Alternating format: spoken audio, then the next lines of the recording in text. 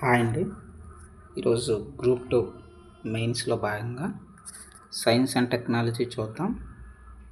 Science and టెక్నాలజీలో ఇంతవరకు మనం ఏం డిస్కస్ చేసుకున్నామంటే పార్ట్ 1, పార్ట్ 2 అయితే డిస్కస్ చేసుకున్నాం. ఇక్కడ మనం అర్థం చేసుకోవడానికి నేనేం చేస్తానంటే టోటల్ ఎంటైర్ సైన్స్ అండ్ టెక్నాలజీని నేను పార్ట్స్ రూపంలో అప్లోడ్ చేస్తానండి. చేస్తాను. అంటే part 1, part 2 and so on. అలాగా ఎన్ని పార్ట్స్ వస్తే అన్ని పార్ట్స్ అయితే మనం ఎక్స్ప్లెనేషన్ అయితే చేసుకుంటాం అనమాట. 5 యూనిట్లు కూడా పార్ట్ 1, పార్ట్ 2, పార్ట్ 3 అలా కంటిన్యూషన్ వెళ్ళిపోతుంది. అయితే అక్కడ యూనిట్ నెంబర్ అయితే మెన్షన్ చేస్తాను, యూనిట్ 2 పార్ట్ 1 అని. ఆ పార్ట్ 1 అనేది అలా కంటిన్యూషన్ వెళ్ళిపోతుంది. ఒక 60-70 పార్ట్లు వచ్చాయి అనుకోండి, అన్ని యూనిట్లు కలిపి మీకు వెంటనే చూడడానికి అవకాశం ఉంటుందన్నమాట. పార్ట్ 1 ఎక్కడ, పార్ట్ 2 ఎక్కడ, పార్ట్ 30 ఎక్కడ, ఏ యూనిట్లో ఉంటుంది. అందుకోసం నేనేం చేస్తానంటే పార్ట్స్ అనేటటువంటిది కంటిన్యూగా వెళ్ళిపోతాను అనమాట. ఎప్పుడు మీరు చూసుకున్న పార్ట్స్నే చూసుకోవాలి. పార్ట్ 4, పార్ట్ 5 అలా అనమాట. ఓకేనండి. అయితే ఇంతవరకు మనం సైన్స్ అండ్ టెక్నాలజీలో భాగంగా మనం ఏమేమి డిస్కస్ చేసుకున్నాం, అన్ని టెక్నాలజీస్ గురించి చూసాం. ముందుగా బొగ్గు చూసాం, ఎలా తయారవుతుంది, అవి ఎక్కడ ఉన్నాయని. తర్వాత కోల్ చూసుకున్నాం, ఎక్కడ ఉన్నాయి, అలాగే ఎలా తయారవుతుంది అనేసి చూసుకున్నాం. తర్వాత మనకు వచ్చేసి న్యూక్లియర్ ఎనర్జీ గురించి చూసుకున్నాం, ఎలా తయారవుతుంది, అవి కూడా ఏ రియాక్టర్స్ ఏంటి పరిస్థితి. 25 ఇప్పుడు రీసెంట్ అప్డేట్ ఏంటంటే ఇంకో రియాక్టర్ యాడ్ అయింది, 25 అనమాట. భారతదేశంలో 25 రియాక్టర్స్ అయితే మనకు ఉన్నాయి. ఓకేనండి. అలాగే మనకి 7 కేంద్రాల్లో మనకి న్యూక్లియర్ ఎనర్జీ పవర్ ప్లాంట్స్ అయితే మనకి ఉన్నాయన్నమాట. ఇది అప్డేట్. 8.8 గిగావాట్స్ అయితే మనకి ప్రస్తుతానికి ఉత్పత్తి చేస్తున్నాం న్యూక్లియర్ ఎనర్జీ ఉపయోగించి. దీని యొక్క శాతం 1.7 to 1.8 అప్రాక్సిమేట్గా ఉంటుందన్నమాట టోటల్ ఇన్స్టాల్డ్ ఎనర్జీ కెపాసిటీస్లో. అది ఇంతవరకు మనం డిస్కస్ చేసాం. ఇక్కడ నుంచి ఏం చేస్తామంటే ఈ క్లాస్ నుంచి రెన్యూబుల్ ఎనర్జీ రీసోర్సెస్ నుంచి మనం డిస్కషన్ అనేటటువంటిది స్టార్ట్ అవుతుంది. అంటే ఏంటి, సోలారు, విండు, అలాగే హైడ్రో. ఈ హైడ్రోలో మళ్ళీ 2 ప్రాజెక్ట్స్ ఉన్నాయి. 25 మెగావాట్స్ బిలో అయితే స్మాల్ హైడ్రో, అదే 25 గ్రేటర్ దెన్ అయితే మనకి 25 మెగావాట్స్ కన్నా ఎక్కువ ఉత్పత్తి చేస్తే దాన్ని లార్జ్ హైడ్రో ప్రాజెక్ట్స్ అని అంటాం. తర్వాత చాలా టెక్నాలజీస్ ఉన్నాయి, ముందు ఇవి చూద్దాం. సోలారు, విండు, హైడ్రో, ఈ 3 అయిన తర్వాత టెక్నాలజీస్కి వెళ్దాం. మరో 4-5 ఉన్నాయన్నమాట. అవి కూడా అప్డేటెడ్ వెర్షన్సే. ఏంటంటే అవి కూడా జియో థర్మల్ అంటే జియో అంటే భూమి, థర్మల్ అంటే ఉష్ణం అనమాట. ఓకేనా. భూ ఉష్ణ తాపక శక్తి అంటాం. అది ఎలా జనరేట్ చేస్తామో, దీని నుంచి ఎనర్జీ ఎలా జనరేట్ చేస్తాం కూడా చూద్దాం. అలాగే వేలాంతర శక్తి అంటాం. ఇంకోటి ఏంటంటే వేలాంతర శక్తి అంటాం. ఏంటి వేలాంతర శక్తి అంటే టైడల్ ఎనర్జీ అంటాం.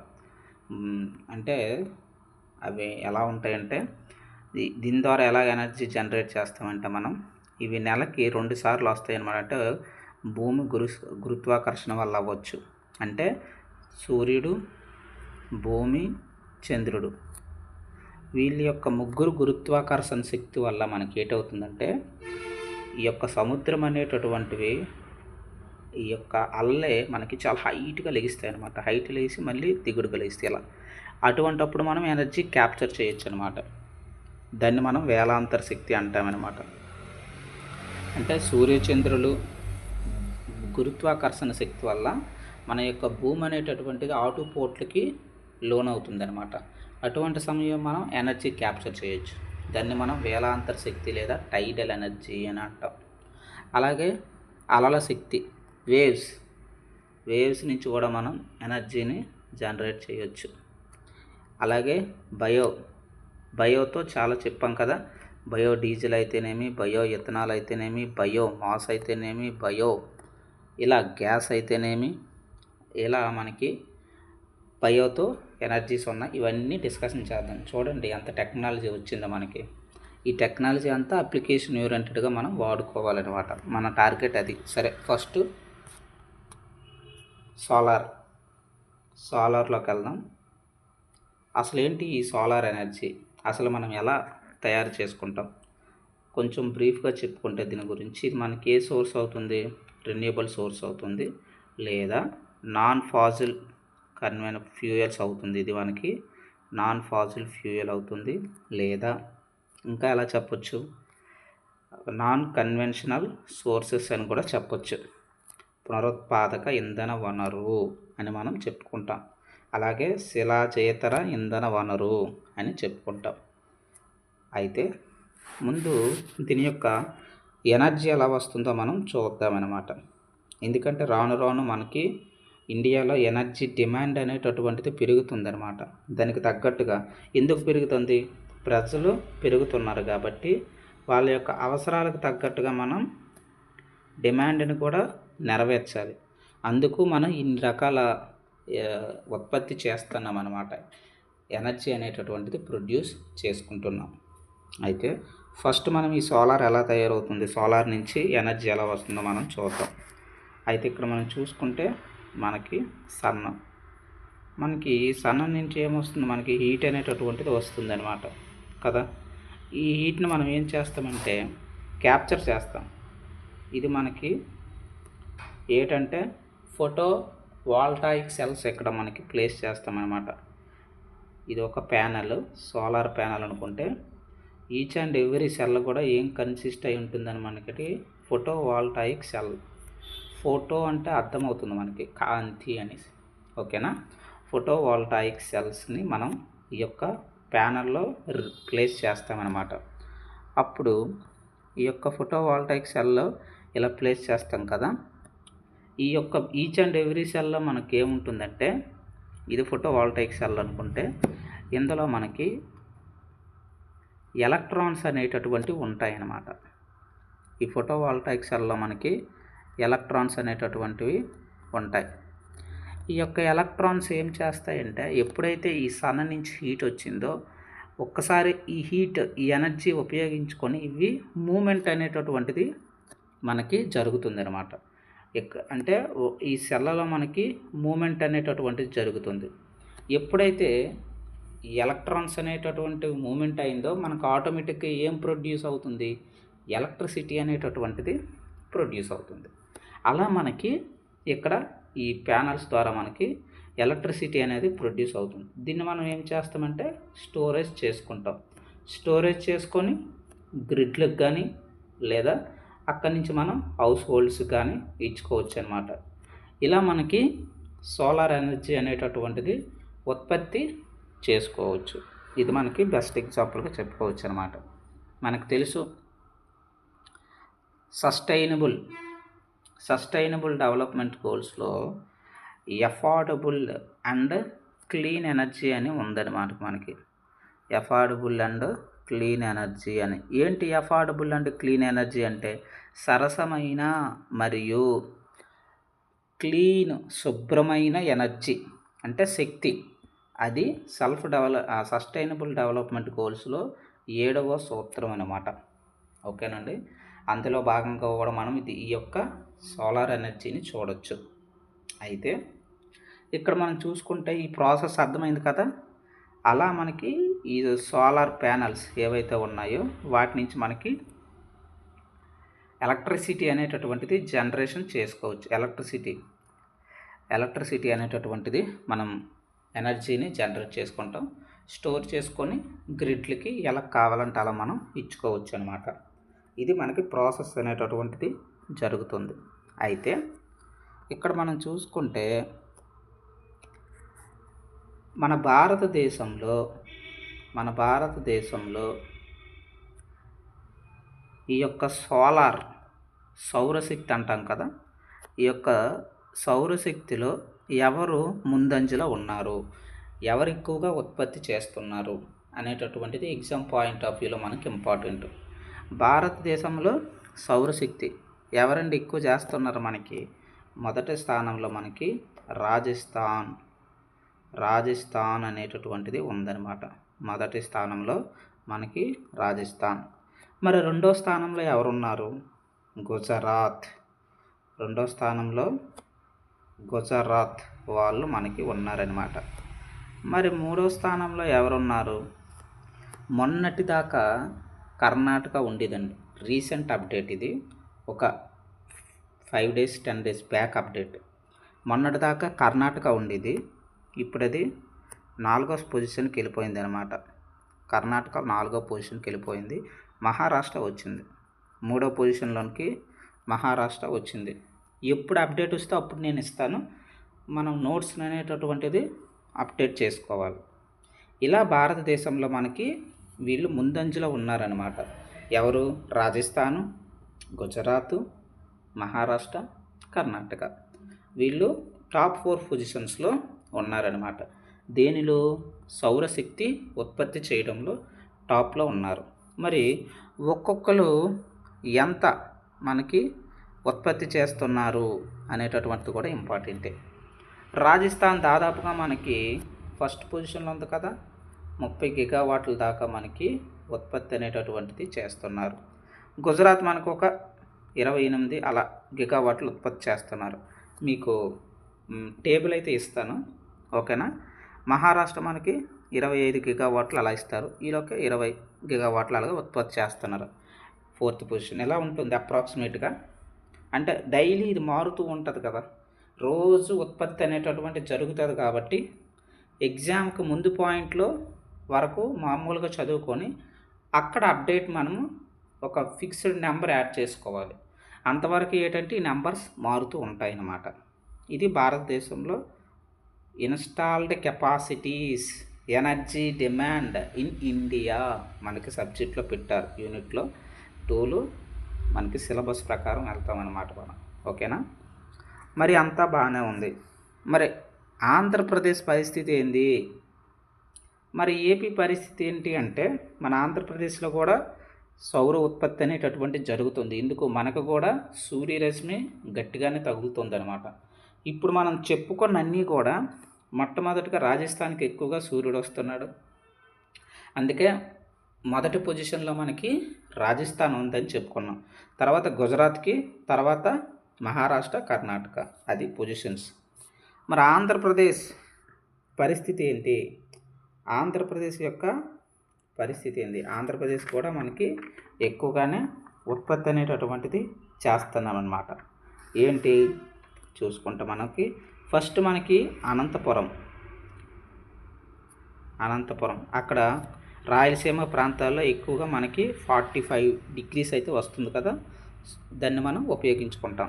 అనంతపురం చూసుకుంటే 2 స్టేజెస్లో 2 యూనిట్లో మనం ఇదైతే ఉత్పత్తి చేస్తున్నాం, ఓకేనా.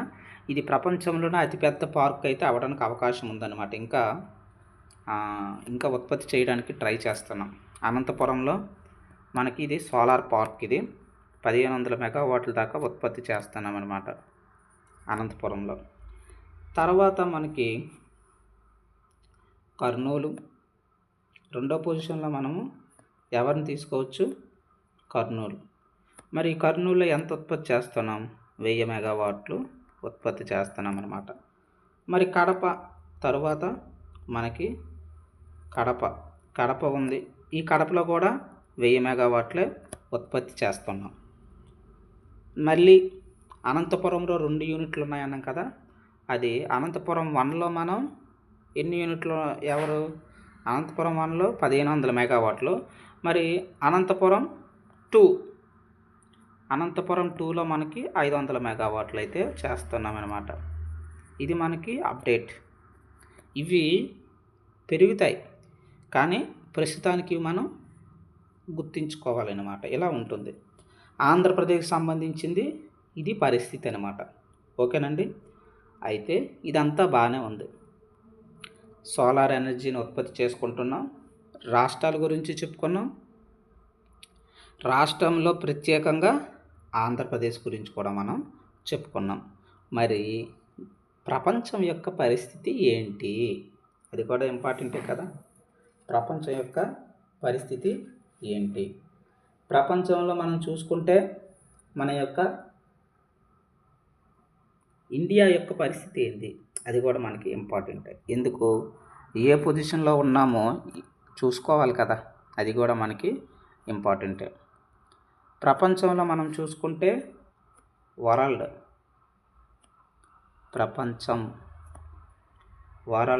వరల్డ్లో చూసుకుంటే మన ర్యాంక్ 3rd పొజిషన్లో ఉన్నాం. ఏ పొజిషన్లో ఉన్నాం? 3rd పొజిషన్లో. మరి 1వ పొజిషన్ 2వ పొజిషన్ ఎవరు? 1వ పొజిషన్ చైనా, 2వ పొజిషన్ USA. ఇది మనం గుర్తుపెట్టుకోవాలి. ఓకేనండి. చైనా, USA, మనము 3వ పొజిషన్లో అయితే ఉన్నాం. అయితే అసలు దీని గురించి ఏవైనా ఇనిషియేషన్స్ ఏవైనా తీసుకున్నామా? మన గవర్నమెంట్స్ కానీ ఏమైనా ఇనిషియేషన్స్ తీసుకున్నామా అని ఇంపార్టెంట్. అది కూడా మనకి అడుగుతారనమాట. ఏమైనా ఇనిషియేషన్స్ తీసుకున్నామంటే మనం తీసుకున్నామండి. వీటి గురించి తీసుకున్నాం. భారతదేశము ఇనిషియేషన్స్ అయితే తీసుకుందనమాట. ఏమేమి ఇనిషియేషన్స్ తీసుకుంది అంటే నేషనల్ సోలార్ మిషన్. ఓకేనా. జాతీయ సౌర విధానం అన్నమాట తీసుకొచ్చాం మనం. జాతీయ సౌర విధానాన్ని అయితే మనం తీసుకొచ్చాం. ఏది? నేషనల్లో చూసుకుంటే నేషనల్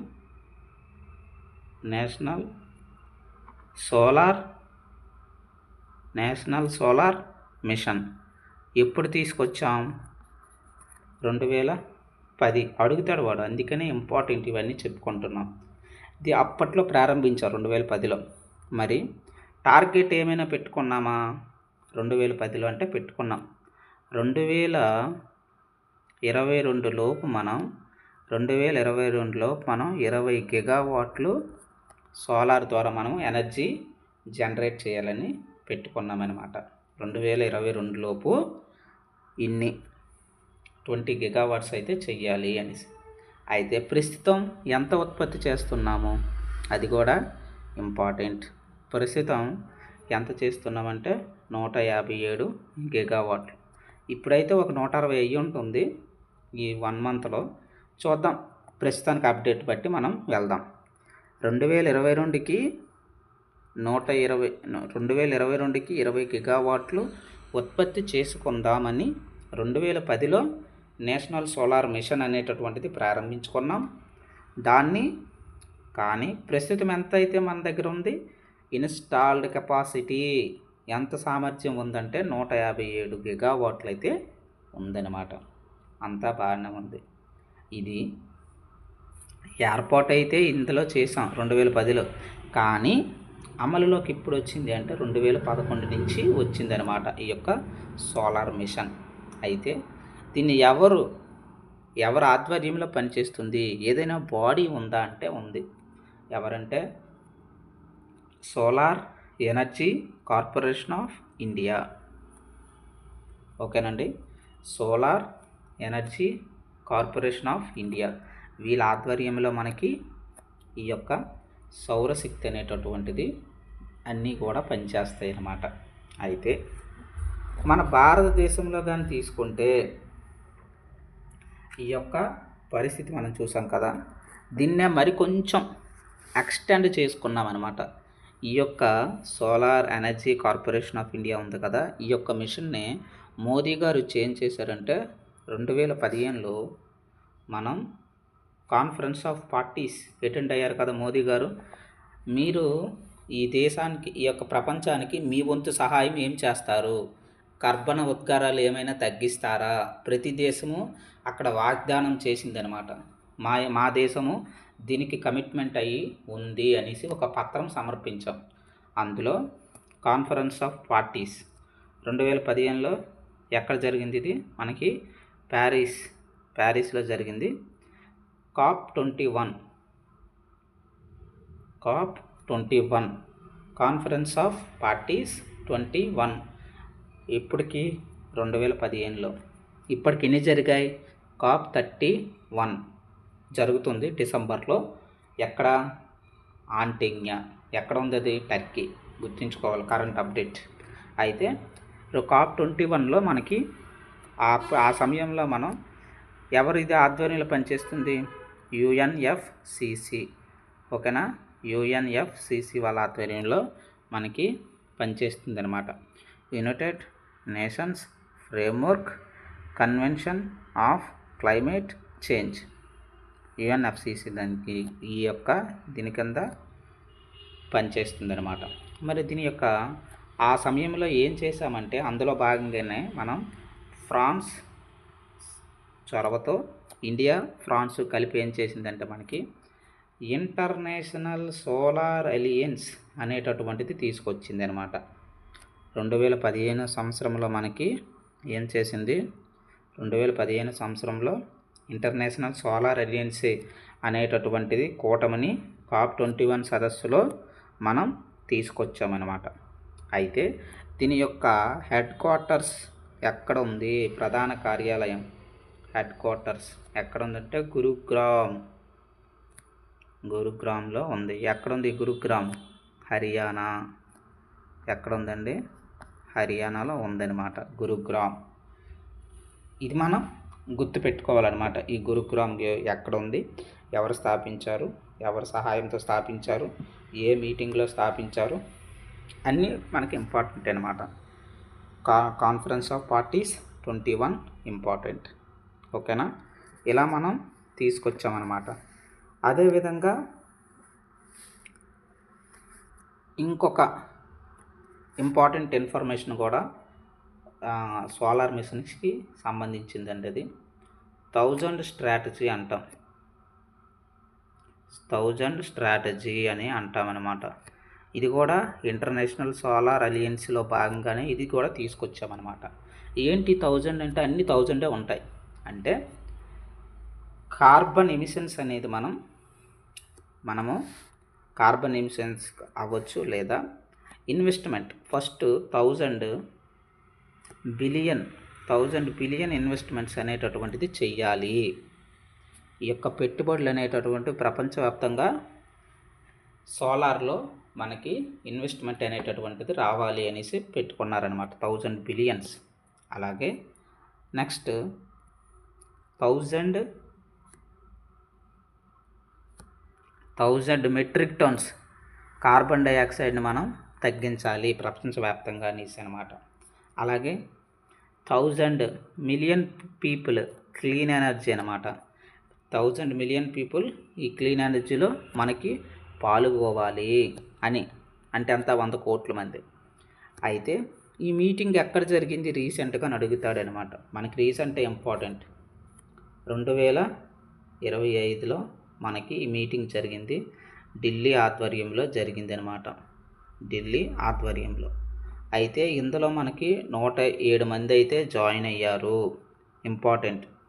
మీరు నోట్స్ తీసుకొని రాసుకోవాలండి. అలా విన్నారనుకో, ఇప్పుడు విన్నప్పుడు బాగానే ఉంటుంది, అంతా ఒక ఫ్లోలో వెళ్తుంది. కాబట్టి ముందు కోల్ గురించి చదువుకున్నాం, తర్వాత ఆయిల్ గురించి చదువుకున్నాం, అక్కడ ఏ స్టేషన్స్ ఉన్నాయి, ఎక్కడెక్కడ ఏర్పాటు చేశారు, తర్వాత సోలార్ గురించి చదువుతున్నాం, ఎక్కడెక్కడ ఏర్పాటు చేశారు, మన ర్యాంక్ ఎంత, ఇవన్నీ ఇప్పుడు బాగానే ఉంటుంది.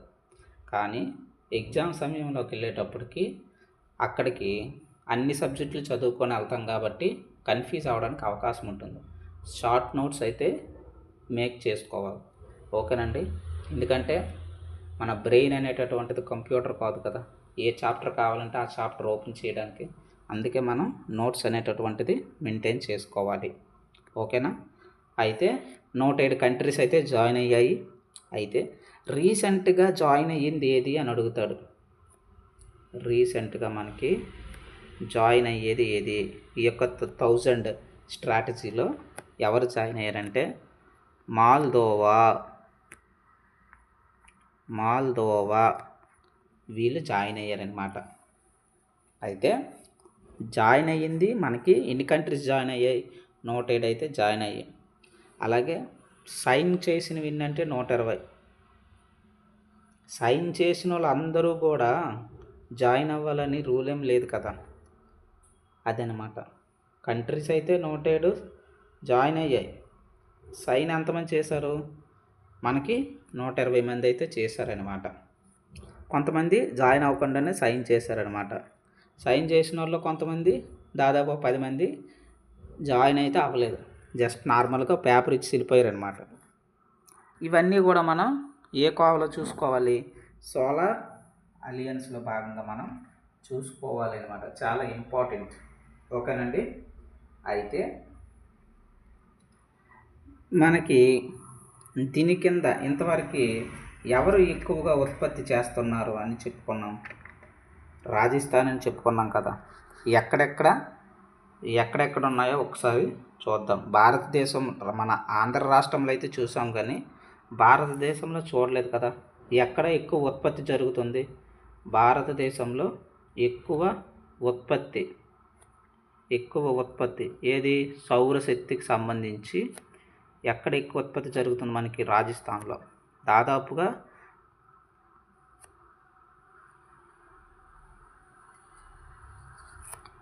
18,730 మెగావాట్లు అయితే ఉత్పత్తి జరుగుతుందన్నమాట. భారతదేశంలో అతిపెద్ద సోలార్ కేంద్రం ఎక్కడ ఉంది అని అడుగుతాడు. రాజస్థాన్ బాండ్లాలో రాజస్థాన్లో ఉందన్నమాట. ఈ బాండ్లా అనేటటువంటిది రాజస్థాన్లో మనకి ఉంది. ఇంపార్టెంట్. మరి భారతదేశంలో సౌర నగరం అని ఎవరిని పిలుస్తారు అంటే, నగరం అంతా సౌర శక్తితో నడుస్తుంది అనమాట. అందుకే దాన్ని మనం సౌర నగరం అనేసి అంటున్నాం అనమాట. ఏ నగరం అంటే కోయంబత్తూర్ని మనం సౌర నగరం అని పిలుస్తామన్నమాట. ఇంపార్టెంట్. ఓకేనండి. కోయంబత్తూరు. మరి మొట్టమొదటి సౌర గ్రామం ఏది అని అంటాడు. ఆ గ్రామం అంతా సౌర దాంతోనే నడుస్తుంది, సోలార్ ఎనర్జీతో. మొట్టమొదటి సౌర గ్రామం ఏది అని అడుగుతాడు. మొతీరా. గుర్తు రావాలి. మొతీరా అనగానే మనకిది ఏంటి? మనకిది గుజరాత్లో ఉంది ఈ మొతీరా. ఓకేనా? గుజరాత్.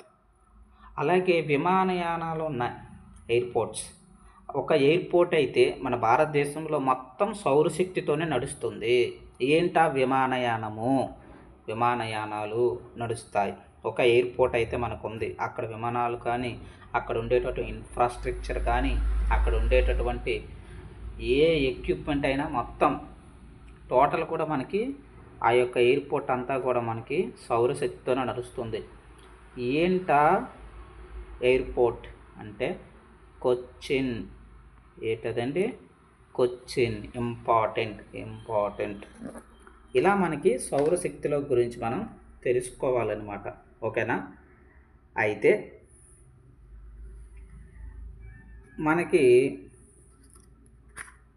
ఈ ఇన్ఫర్మేషన్ అనేటటువంటిది మారుతూ ఉంటుందండి. ఎప్పుడు ఒకలా ఉండదు మనకి ఇన్ఫర్మేషన్ అనేటటువంటిది. ఈ యొక్క స్టాటిస్టిక్స్ అనేటటువంటివి చూసుకోవాలి మనం. ఓకేనా? అయితే ప్రస్తుతానికి ఏంటంటే మనకి 2240.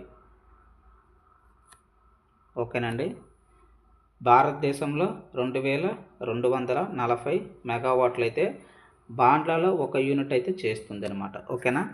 తర్వాత మనకి యూనిట్ల పరంగా చూసుకుంటే రెండో స్థానంలో మనకి పావగడ సోలార్ పార్క్ అయితే ఉందన్నమాట. Solar parks. ఓకేనా? ఫస్ట్ది బాండ్లా పార్క్, తర్వాతది మనకి పావగడ సోలార్ పార్క్. ఇక్కడ ఎంత ఉత్పత్తి చేస్తున్నామంటే కర్ణాటకలో ఉంది. ఇది 2035 మెగావాట్లు అయితే ఉత్పత్తి చేస్తున్నాం పావగడలో. ఆ తర్వాత సోలార్ పార్క్ మందే. మూడోది అనంతపురం అని చెప్పుకున్నాం కదా, 1500 మెగావాట్లని.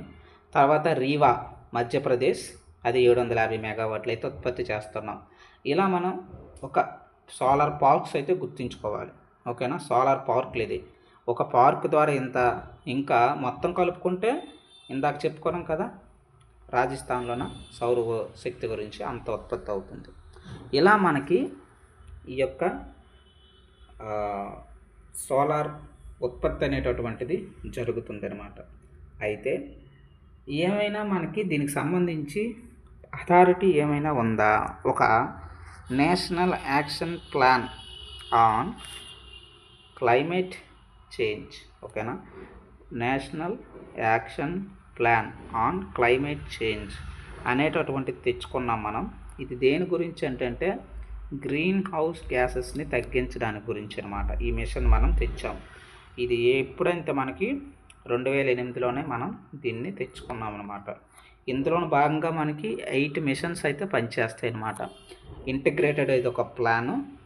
మనం national action plan for climate change గురించి ఈ యొక్క ఎందుకు ఇది కార్బన్ ఎమిషన్స్ తగ్గించి మనం సస్టైనబుల్ డెవలప్మెంట్ గోల్స్ని సాధించడానికి 2008లో మనం దీని గురించి తెచ్చుకున్నాం అనమాట. ఏది ఈ యొక్క నేషనల్ ఇంపార్టెంట్ అండి action plan on climate change important, ఓకేనా.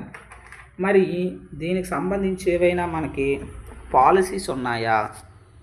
ఈ సోలార్ ఎనర్జీకి సంబంధించి మనకి ఏమైనా పాలసీస్ ఉన్నాయండి.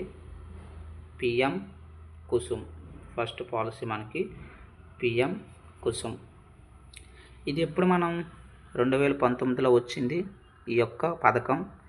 ముఖ్యంగా ఇది దేని గురించి అంటే రైతుల యొక్క ఆదాయాలు పెంచడానికి సంబంధించింది అనమాట ఈ యొక్క పిఎం కుసుమ్.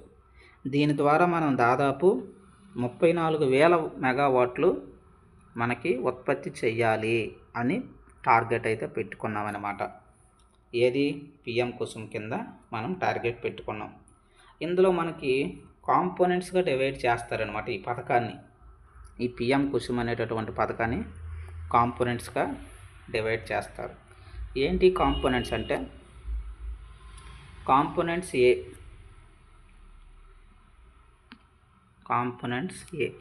ఈ కాంపోనెంట్స్ ఏలో భాగంగా మనకి ఏంటంటే దీని ద్వారా 10,000 మెగావాట్లు అయితే మనకి ఉంటుంది. ఇందులో 10,000 మెగావాట్లు అయితే ఉత్పత్తి అనేది టార్గెట్. బంజరు భూములు కానీ ఓకేనా, బంజరు భూమిలో కానీ లేకపోతే ఖాళీ ప్రదేశాల్లో కానీ దీన్ని ఉత్పత్తి చేయాలన్నమాట. ప్లాంట్లు పెట్టాలి అంటే సోలార్ ప్యానల్స్ పెట్టి మనం ఉత్పత్తి చేయాలన్నమాట. ఈ పిఎం కుసుమ్ కింద మనం చేస్తామన్నమాట. అలాగే కాంపోనెంట్ బి, ఇందులో ఏం సెక్షన్ ఉంటుందంటే ఒక 20 లక్షల సోలార్ ప్యానల్ అనేటటువంటి ఉత్పత్తి చేయాలి అనేటి టార్గెట్ పెట్టుకున్నారనమాట. మరి సోలార్ ప్యానల్స్ లేకపోతే రైతులకు అవ్వచ్చు, దేనికి ఎవరికైనా అవ్వచ్చు, ఎలా ఇస్తాము? అందుకే ముందు టార్గెట్ పెట్టుకున్నాం ఒక 20 లక్షల సోలార్ ప్యానల్స్ మనకి ఉత్పత్తి చేయాలి అని. కాంపోనెంట్ ఏలో మనకి ఉత్పత్తి ఎంత? 10,000 మెగావాట్ల ఉత్పత్తి బంజరు భూమిలో. అయితే కాంపోనెంట్ బి కింద మనం ఏం చేస్తాం? వీటిని ఉత్పత్తి చేస్తామన్నమాట. సోలార్ ప్యానల్స్ని ఒక 20 లక్షల టార్గెట్ కింద మనం పెట్టుకున్నామన్నమాట. అది కూడా ఇంపార్టెంటే.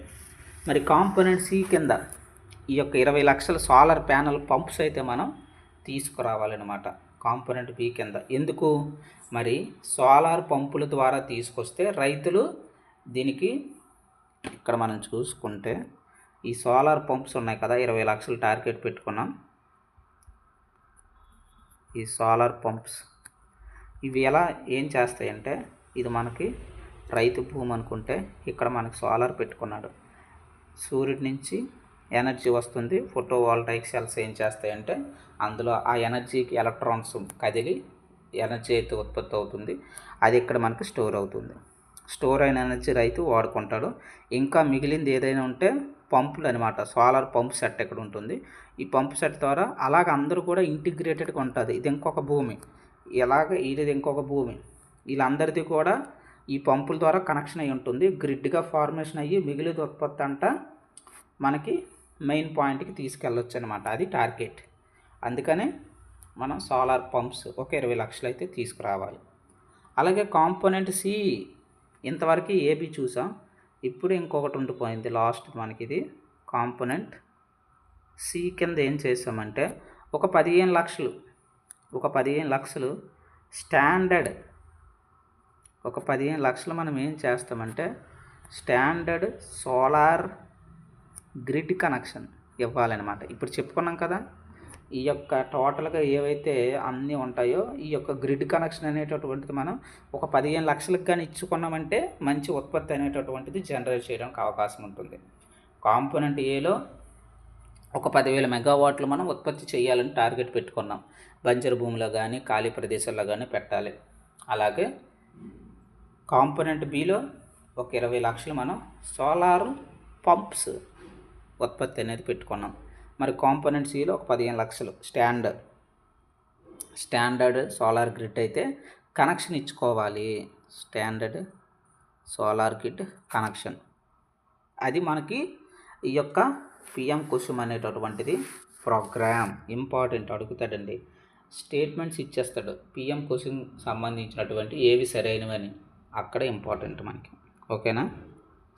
తర్వాత మనం వచ్చేసరికి ఇంకొక స్కీమ్ ఉంది మనకి, పిఎం సూర్యఘర్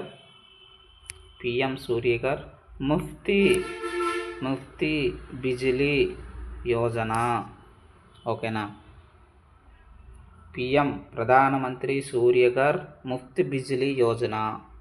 ఇది దేనికి సంబంధించి, ఇది ఎప్పుడు లాంచ్ చేసుకున్నామంటే 2024లో లాంచ్ చేసుకున్నామండి. ఇది ఫిబ్రవరిలో 2024. మరి పిఎం కుసుమ్ అనేది 2019. ఇంపార్టెంట్.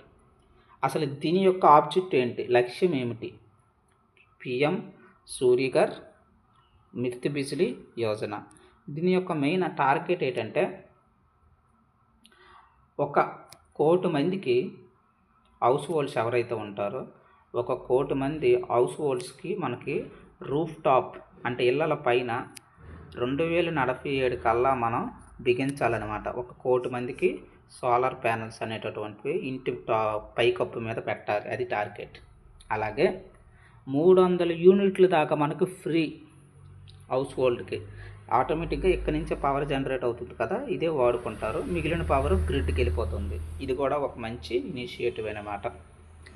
ఏది, ప్రధానమంత్రి సూర్యఘర్ ముఫ్త్ బిజిలీ యోజన 2024లో తీసుకొచ్చాము. పిఎం కుసుమ్ అయితే 2019లో తీసుకొచ్చాము. అయితే మరి ఏమైనా క్రైటీరియా ఉందా, ఎలిజిబిలిటీ అంటే ఉంది. ఎవరికి పడితే వాళ్ళకి ఇచ్చారు. ఈ యొక్క ప్రోత్సాహకాలు అయితే మనకి ఇస్తారనమాట. ఏంటంటే ఓన్ హౌస్ ఉండాలి. మరి ఓన్ హౌస్ ఉంటే కదా అవుతుంది. రెంట్ హౌస్ల మీద పెడితే ఊరుకోరు కదా. అందుకే మనకి ఓన్ హౌస్ అనేటటువంటిది ఫస్ట్ కండిషన్ అనమాట. అలాగే ఏరియా కూడా కరెక్ట్గా ఉండాలన్నమాట. స్క్వేర్ ఫీట్లో ఉంటే మనకి సోలార్ ప్యానల్స్ కరెక్ట్గా బిగించుకోవడానికి అవకాశం ఉంటుంది. ఓకేనా. అయితే ఎలా అంటే 1 కిలోవాట్, 2 కిలోవాట్, 3 కిలోవాట్ ఇలా మనకి సపరేషన్స్ ఉంటాయన్నమాట. నీ ఏరియాకి తగ్గట్టుగా వీళ్ళు వాళ్ళు పెడతారనమాట. వచ్చి చెకింగ్ అనేటటువంటిది ఉంటుంది. అలాగే మనకి ప్రభుత్వం అనేటటువంటి సబ్సిడీ ఇస్తుంది. ఒక 40%, 100 రూపాయలు అనుకుంటే అందులో 40 రూపాయలు ప్రభుత్వం ఇస్తుంది, మిగిలింది మనం పెట్టుకోవాలి. లోన్ కూడా ఇస్తారనమాట. వీటి మీద లోన్ ఇస్తారు. లోన్ కూడా తీసుకోవచ్చు. ఒక 7% లోన్ వడ్డీ అనమాట కూడా ఇస్తారు మనకి. అయితే ఇలా మనకి ప్రోత్సాహకాలు కల్పిస్తున్నారు. ఆ దేశంలో మనకి 1 కోటి ఇళ్ళ మీద సోలార్ ప్యానల్స్ అయితే పెట్టగలగాలి. దాని నుంచి విద్యుత్ ఉత్పత్తి చేసుకోగలగాలి. తద్వారా మనకి 300 యూనిట్ల వరకు లోపలైతే ఫ్రీగా మనకి కరెంట్ అనేటటువంటిది ఉత్పత్తి మనకి మిగులుతుంది అనమాట. ఇలా మనకి టార్గెట్స్ అయితే పెట్టుకున్నాం. అయితే మనకి ముందే చెప్పుకున్నాం ఏంటి, కొన్ని ఇన్స్టిట్యూషన్స్ గురించి చూద్దాం. National institute of solar energy ఎక్కడ ఉందన్న, హర్యానాలో ఉంది. హర్యానాలో ఎక్కడ, గురుగ్రామ్. ఓకేనా. గురుగ్రామ్లో మనకి ఉందన్నమాట.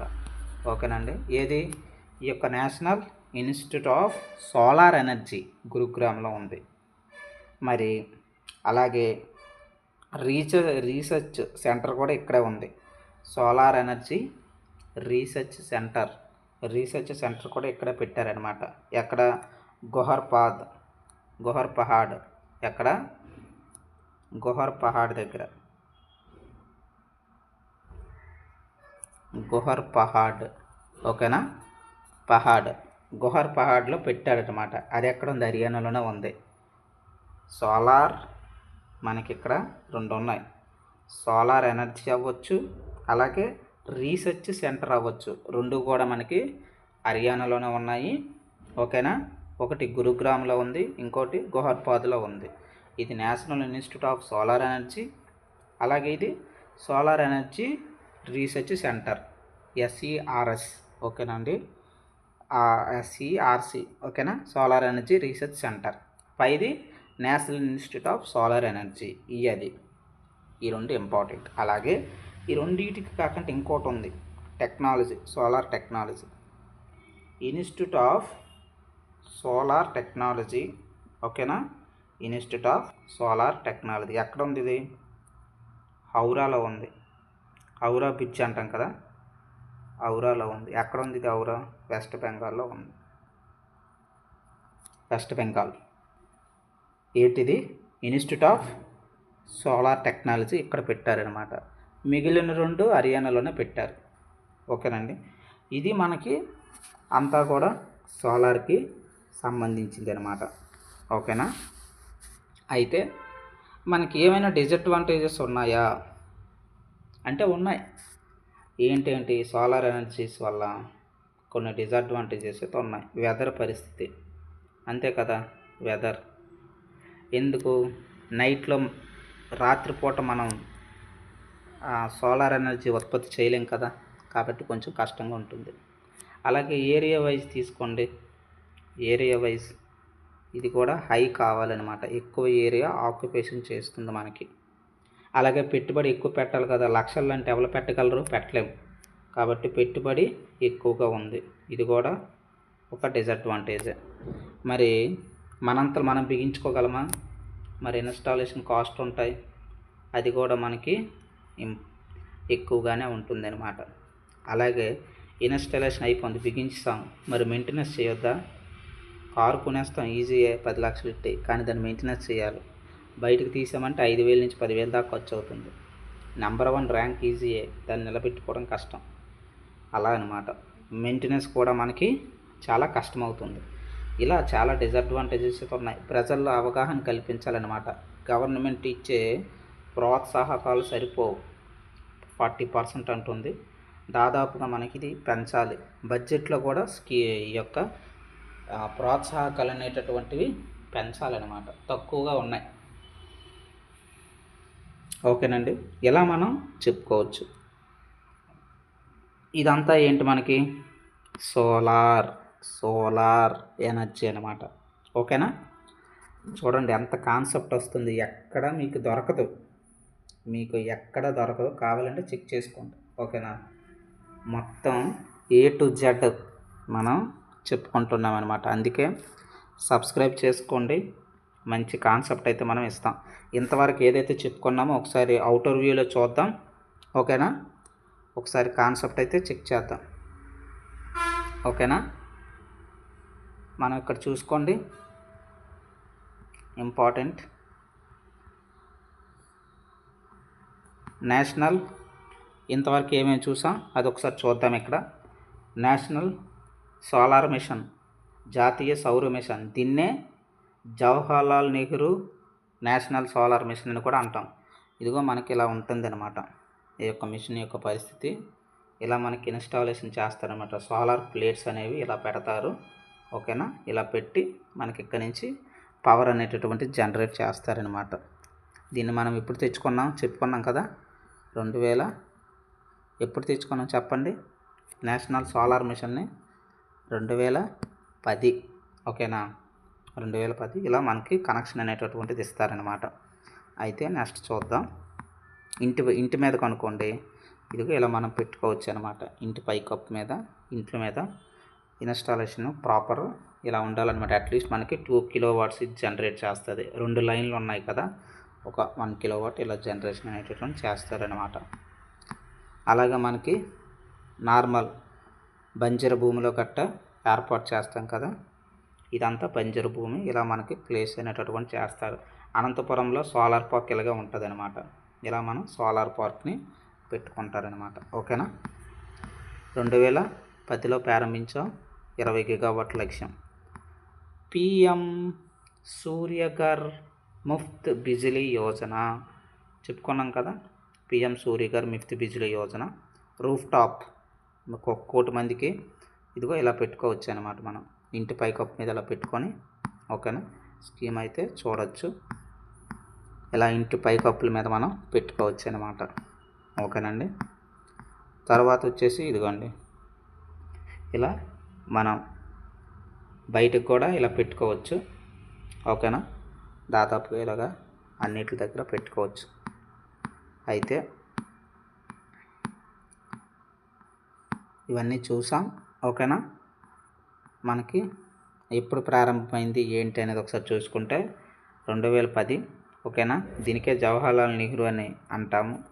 ఇది ఏ ప్రణాళికలో భాగమని అంటాడు చెప్పాను కదా, national action plan on climate change ఇందులో భాగం. అయితే ఇందులో ఎన్ని మిషన్లు ఉన్నాయి? 8 మిషన్లు అయితే ఉన్నాయి. దీని యొక్క ప్రధాన లక్ష్యం ఏంటి? సౌరశక్తిని అభివృద్ధి చేయాలి. శుభ్రమైన ఇంధనం, అదే కదా చెప్పుకున్నాం, affordable and clean energy, self sustainable development గోల్స్లో ఇది మనకి 7వది అనమాట. ఓకేనా.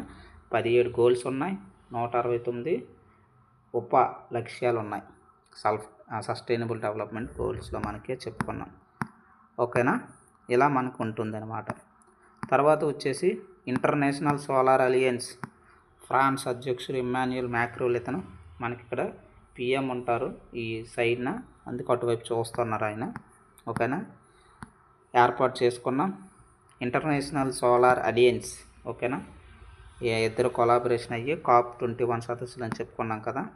ఓకేనా. COP21 సదస్సులో దీన్ని మనం ఏర్పాటు చేసుకున్నాం. అదే ఇక్కడ మనం చూస్తున్నాం అన్నమాట. ఇంటర్నేషనల్ సౌర కూటమిని ఏర్పాటు చేసుకున్నాం కదా. దాదాపు మనం ఇప్పుడు 2015 చేసుకున్నాం COP21 సదస్సులోన. ఎవరు? భారత్, ఫ్రాన్స్ అని చెప్పుకున్నాం.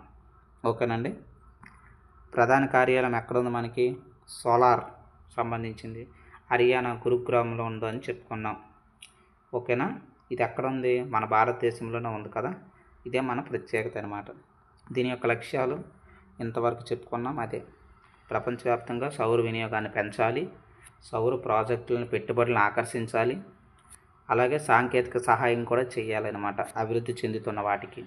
అది కూడా చౌకగా మనకి అందుబాటులోకి తేవాలి. అలాగే గ్రీన్ హౌస్ గ్యాసెస్ని తగ్గించాలన్నమాట. అదే మనకి ఇంపార్టెంట్. ఇవన్నీ పిఎం కుసుమ్, పిఎం సూర్యఘర్ ముఫ్త్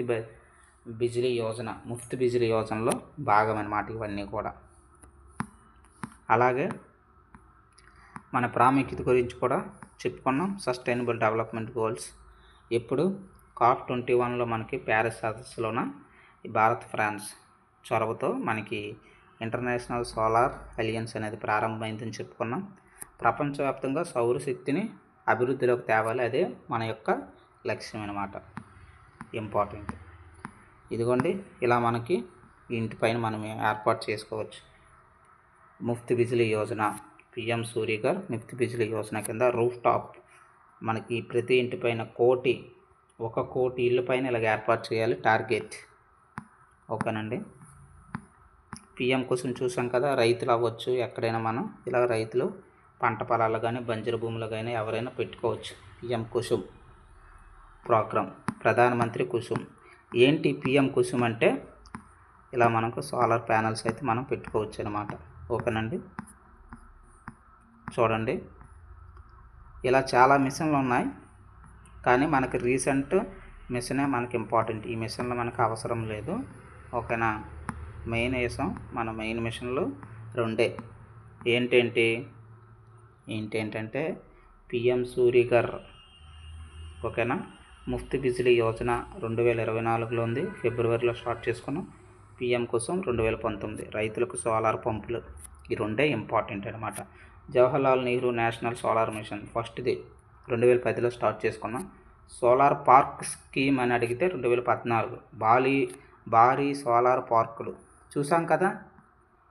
రాజస్థాన్లో బాండ్లా జిల్లాలో మనకి 2220 మెగావాట్లు ఉత్పత్తి చేస్తున్నాం సోలార్ పార్క్, భారీ పార్క్. తర్వాత మనకు ఆంధ్రప్రదేశ్లో ఉంది అనంతపురంలో పార్క్. అలాగే కర్ణాటకలో కూడా చూసాం, పావగడ కర్ణాటకలో చూసాం 2020 మెగావాట్లని, అక్కడ కూడా చూసాం పావగడలో. ఓకేనా. అలా సోలార్ పార్క్ అయితే 2014లో తెచ్చుకున్నాం. ఓకేనా.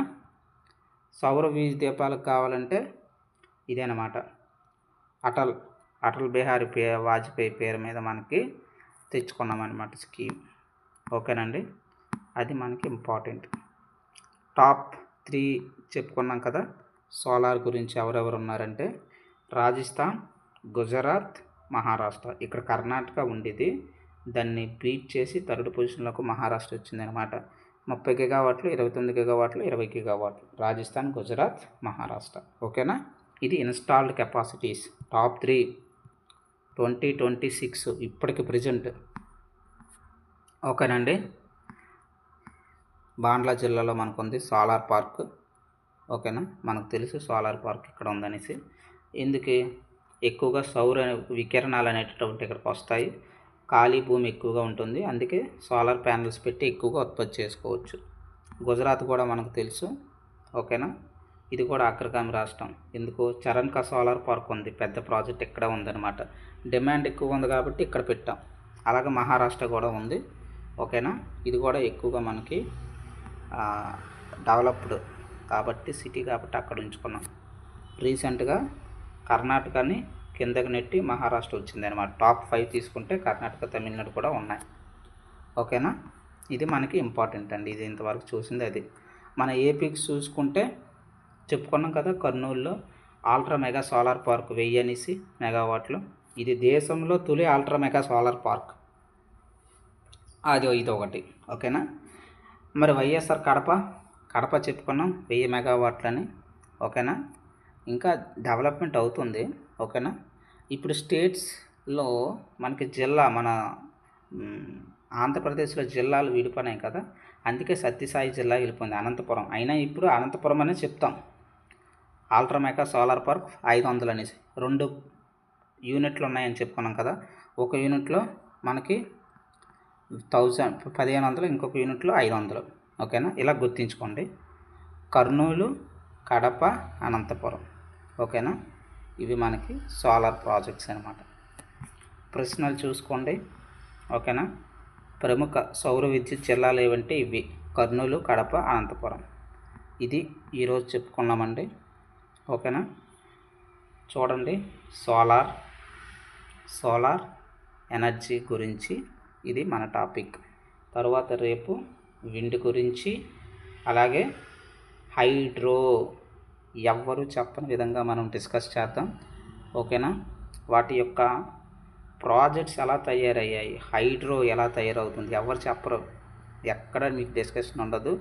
జస్ట్ పవన శక్తి అని చెప్తారు, విండ్ ఎనర్జీ అని చెప్తారు, వెళ్ళిపోతారు అంతే. మనం డీప్ డిస్కషన్ అనేటటువంటిది ఉంటుంది విత్ బేసిక్ లెవెల్. వీడియో మాత్రం మీరు ఏం చేస్తారంటే ఎక్కడ స్కిప్ అనేది చేయకండి. స్కిప్ చేశారంటే సబ్జెక్ట్ మిస్ అయిపోతారు, మళ్ళీ కనెక్టివిటీ ఉండదు. స్కిప్ చేయకుండా చూడండి, మీకు కనెక్టివిటీ ఉంటుంది. ఓకేనా. ఛానల్ని అయితే సబ్స్క్రైబ్ చేసుకోండి, ఎక్కువ కంటెంట్ ఇవ్వడానికి స్టార్ట్ చేస్తాం. ఓకేనా. మనం స్టార్ట్ చేసి జస్ట్ 20 డేస్ అవుతుందండి.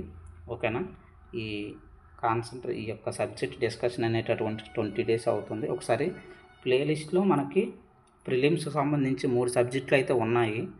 ఓకేనా. మెయిన్స్ ఇంపార్టెంట్ అని అవి అయితే మనం ఇప్పుడు స్టార్ట్ చేసుకున్నాం. 2 మంత్స్లో అయితే సిలబస్ కంప్లీట్ చేసేస్తాం విత్ ఫ్రీ ఆఫ్ కాస్ట్. అందుకే అందరికీ ఇది పబ్లిష్ చేయండి. ఓకేనా. షేర్ చేయండి. తద్వారా ఎక్కువ మంది చూసారనుకోండి, మనకి ఛానల్ అనేటటువంటిది అందరికీ ఉపయోగపడుతుంది. అది మన టార్గెట్. ఓకేనా.